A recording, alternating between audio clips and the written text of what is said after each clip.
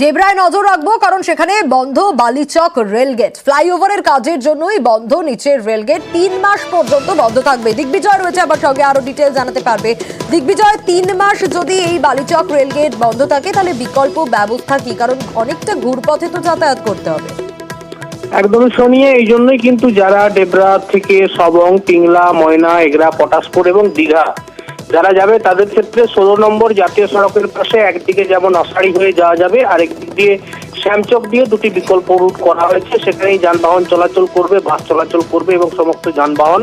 তুমি জানো, ফ্লাইওভারের কাজ ধীর গতিতে চলছিল। আমরা অনেকবার নিউজ 18 বাংলায় এই খবর দেখিয়েছি এবং তারপরে কিন্তু রাজ্যের পূর্ত দপ্তরের সচিব তিনি কয়েকদিন আগে সেই পরিদর্শন করে গেছেন এবং অনেকভাবে তিনি যারা রয়েছেন তাদেরকে জিজ্ঞাসা করেছেন যে কেন এত ধীর গতিতে কাজ হচ্ছে।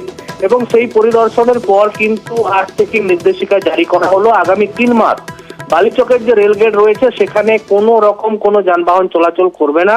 কারণ বালিচকে যে নির্মীয়মান ফ্লাইওভার রয়েছে তার কাজ দ্রুততার সঙ্গে চলবে দিনরাত। সেই জন্যই কিন্তু এই পরিস্থিতি এবং এই নির্দেশিকা জারি করেছে রাজ্য পূর্ত দপ্তর এবং ডেবরা ট্রাফিক বিভাগের পুলিশ। এবং এই নিয়ে কিন্তু মানুষজনের যেমন একটা যাতায়াতের ক্ষেত্রে সমস্যা হবে, কিন্তু ফ্লাইওভারের কাজটা যাতে দ্রুত হয় তাহলে কিন্তু মানুষজন আরো উপকৃত হবে। তার জন্যই কিন্তু আজ থেকে 3 মাস বালিচক রেলগেটে সমস্ত ধরনের যানবাহন চলাচলের ক্ষেত্রে নিষেধাজ্ঞা জারি করা হয়েছে।